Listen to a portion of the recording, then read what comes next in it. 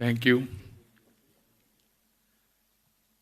భాగ్యనగరంలో genome valley ద్వారా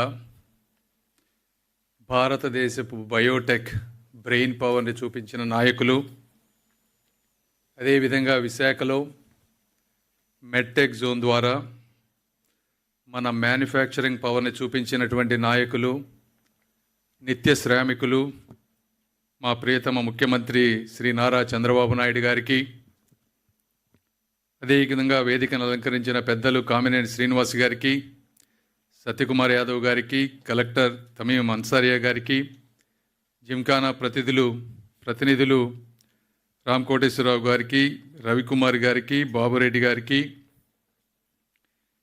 అదేవిధంగా ఈ జీజీహెచ్ హాస్పిటల్ అభివృద్ధికి తోడ్పడుతున్నటువంటి దాతలు తులసి రామచంద్ర ప్రభు గారికి, షఫీక్ గారు ఇక్కడ లేరు వారికి, సదాశివరావు గారికి, గుంటూరు జనరల్ హాస్పిటల్ అడ్మినిస్ట్రేటివ్ స్టాఫ్కి, వీరందరితో పాటు అసలు ఈ కార్యక్రమానికి ముఖ్య కారకులైనటువంటి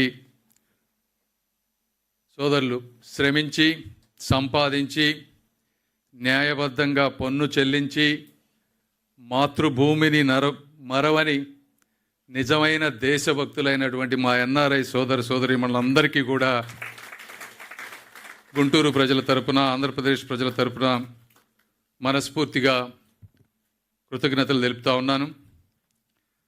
సార్, చంద్రబాబు నాయుడు గారు, మీరు ఈ కార్యక్రమానికి రావటం వీరందరికీ చాలా ఆనందంగా ఉంది, మాకు కూడా చాలా ఆనందంగా ఉంది, మీకు ఎంత బిజీ అయినా కూడా. అయితే వీరు జిమ్ఖానా వారు చేసినటువంటి సేవలు చాలా గొప్ప సేవలు. చాలామంది డబ్బులు ఇస్తారు కానీ దూరదృష్టితో ఆలోచించి చేసేవాళ్ళు తక్కువ ఉంటారు. డబ్బులు ఇవ్వటం కూడా అంత ఈజీగా కాదు. 1981లో వీళ్ళు స్థాపిస్తే మొట్టమొదటిగా Podili super speciality block and trauma సెంటర్ని ఆ రోజు 30 కోట్లు, అందులో 10 కోట్లు గవర్నమెంట్ డబ్బులు అయితే 20 కోట్లు పొదిలి ప్రసాద్ గారు అదేవిధంగా దాతలు కలిపి ఆ రోజు 30 కోట్లతో అది స్థాపించారు. అదేవిధంగా 5 కోట్ల రూపాయలతోటి 800 సీట్లతో ఉండేటి ఒక అద్భుతమైన ఆడిటోరియం స్థాపించారు. ఎంతో ఎక్విప్మెంట్ తీసుకొచ్చారు. మరి ఈ రోజున దాదాపు 90 నుంచి 100 కోట్ల రూపాయలతోటి 600 నుంచి 700 బెడ్లుండే మెటర్నిటీ చైల్డ్ హాస్పిటల్ ఈరోజు అద్భుతంగా ఇంటర్నేషనల్ స్థాయిలో తీసుకొస్తున్నారు. అయితే ఇందాక వారు చెప్తూ ఇది ఒరిజినల్గా చాలామందికి తెలియదు. ఈ కార్యక్రమాన్ని ఎంతోమంది లైవ్లో చూస్తున్నారు కాబట్టి వాళ్ళకు కూడా తెలియాలి. మొదటిగా ఈ హాస్పిటల్ పెట్టుకున్నప్పుడు ఒక 15 కోట్లు రాష్ట్ర ప్రభుత్వం, అదేవిధంగా ఒక 20 కోట్లు కేంద్ర ప్రభుత్వం, మిగిలినవి జిమ్ఖానా వాళ్ళు ఒక 60 కోట్లతోటి పెట్టుకుంటే కేవలం గత ప్రభుత్వంలో 6 కోట్ల రూపాయలు ఇచ్చి దీన్ని క్లోజ్ చేస్తే మిగిలిన డబ్బులన్నీ వీళ్ళు పెట్టుకొని ఇప్పుడు దాదాపు 90 నుంచి 100 కోట్ల రూపాయలతోటి పెట్టి దీన్ని అద్భుతంగా అంతా వాళ్ళే తీసుకొని చేస్తూ ఉన్నారు.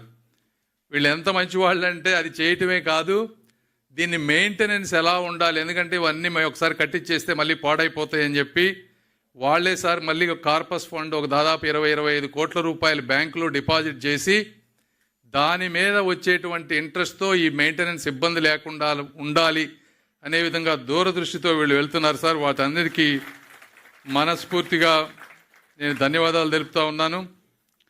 అదేవిధంగా ఇందులో ఎంతోమంది దాతలు ఉన్నారు.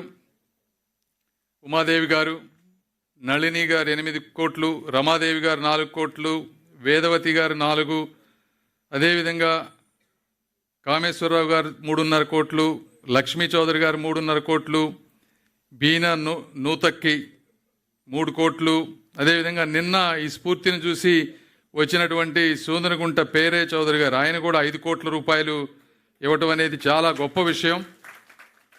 ఎందుకంటే ఈ డబ్బు విలువ నాకు కూడా తెలుసు. అమెరికాలో బాగా 40-45%, అదే కాలిఫోర్నియాలో అయితే 50% ట్యాక్స్ కడతారు వీళ్ళు.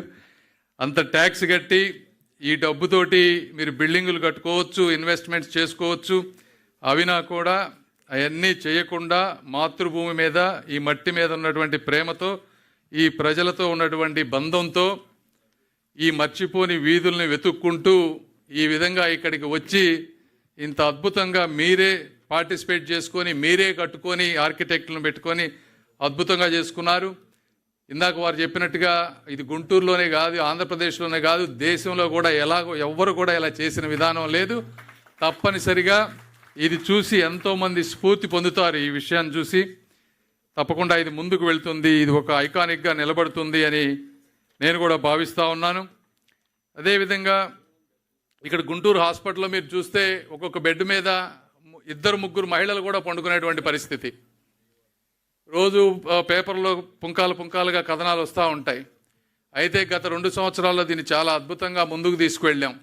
మీరిచ్చే ఈ 100 కోట్లే కాకుండా ఇక్కడే ఉన్నారు తులసి రామచంద్ర ప్రభు గారు. సార్ ఒకసారి మీరు నిలబడండి సార్. వీరు కూడా 10 కోట్ల రూపాయలు 7 సంవత్సరాల నుంచి ఆగిపోయినటువంటి బిల్డింగ్ని తులసి సీడ్స్ వారు 10 కోట్లతోటి ఒక బిల్డింగ్ కడుతున్నారు సార్. అదేవిధంగా డక్కన్ టొబాకో వాళ్ళు షఫీక్ గారు, వారు కూడా 10 కోట్లు పెట్టి, వారు ఇక్కడ రాలేకపోయారు, వారు కూడా 10 కోట్ల రూపాయలు పెట్టి ఇంకొక అడ్వాన్స్డ్ బిల్డింగ్ కడతా ఉన్నారు సార్. ఇవన్నీ కాకుండా మనం దాదాపుగా 80 కోట్ల రూపాయలు సిఎస్ఆర్ నిధుల ద్వారా ఈ ప్రాంతాన్ని తీసుకొచ్చాం. అదేవిధంగా జయదేవ్ గారు కూడా ఒక 80 లక్షల రూపాయలు మిగిలిపోతే వారు కూడా 80 లక్షలు, ఈ ప్రాంతం నుంచి వాళ్ళు వెళ్ళిపోయినా కూడా 80 లక్షల రూపాయలు ఇచ్చి ఆగిపోయిన బిల్డింగ్ని కూడా గల్లా జయదేవ్ గారు పూర్తి చేస్తూ ఉన్నారు సార్. వారికి కూడా ధన్యవాదాలు తెలుపుతా ఉన్నాము. ఈ విధంగా ఇవన్నీ కాకుండా మా శక్తి మేరకు మేము కొంతమంది తీసుకొచ్చాం. దాదాపుగా 80 కోట్ల రూపాయల వరకు ఇప్పటి వరకు ఇక్కడ ఈ ప్రాంతానికి సిఎస్ఆర్ నిధులు తీసుకొచ్చి ఈ గుంటూరు హాస్పిటల్ని ఎంతవరకు చేయగలమో అంతవరకు చేస్తూ ఉన్నాం సార్. అదేవిధంగా ఈ 100 కోట్లే కాకుండా ఈరోజు మనం ఇచ్చిన గవర్నమెంట్ మీరు ఇచ్చినటువంటి 27 కోట్ల రూపాయలు ఇస్తేనే, ఎక్విప్మెంట్ వస్తేనే ఈ హాస్పిటల్ రన్ అవుతుంది. దానికి కూడా 27 కోట్ల రూపాయలు అడిగిన వెంటనే కృషి చేసినటువంటి కృష్ణబాబు గారు, అదేవిధంగా సత్యకుమార్ యాదవ్ గారు, ముఖ్యంగా గౌరవ ముఖ్యమంత్రి శ్రీ నారా చంద్రబాబు నాయుడు గారికి కూడా మరొకసారి నేను ధన్యవాదాలు తెలుపుతా ఉన్నాను. ఎందుకంటే ఒక్కొక్కసారి మీరు నేను సహాయం పని చేయాలి, చేయించుకోవాలన్నా కూడా ప్రభుత్వాలు సహకరిస్తేనే మనం చేయగలం.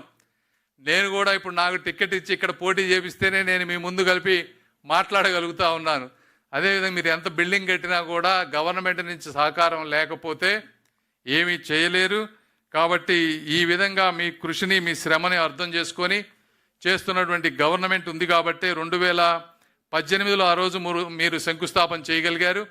మళ్ళీ ఈరోజు దాన్ని కంప్లీట్ చేయగలిగారు. అంటే ఇది ఒకటే కాదు, ఈ గుంటూరు చుట్టుపక్కల కానీ రాష్ట్రంలో అన్నీ ఇదే పరిస్థితి.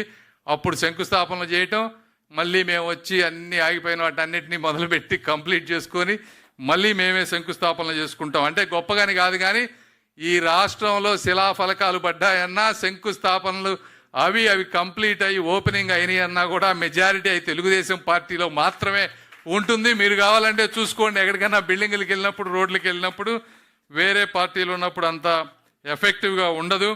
ఏదేమైనప్పటికీ మీరు రాత్రి మేము రావాలని కోరుకున్నారు. నేను కూడా నిన్న పార్లమెంట్లో ఉండి రాలేకపోయాను. మా క్వశ్చన్ అవర్ ఉండటం వల్ల మినిస్టర్ గారు ఉండమన్నారు, మా కేబినెట్ మినిస్టర్ గారు. తప్పలేదు, ఇవాళ తప్పకుండా మధ్యాహ్నం మీతో సమయం గడుపుతాం. ఏదేమైనప్పటికీ ఆఖరిగా తల్లిదండ్రుల ఆందోళన కన్నీళ్లను ఆనందపు కన్నీళ్లుగా మార్చే విధంగా ఈ నిర్మించినటువంటి ఈ మాతా శిశు సంక్షేమ కేంద్రాన్ని, హాస్పిటల్ నిర్మించిన మీ అందరికీ కూడా మరొక్కసారిగా మనస్ఫూర్తి ధన్యవాదాలు తెలుపుకుంటూ సెలవు తీసుకుంటా ఉన్నాను. Thank you. ధన్యవాదాలు సార్. అమరావతి నగర నిర్మాణ సంధాత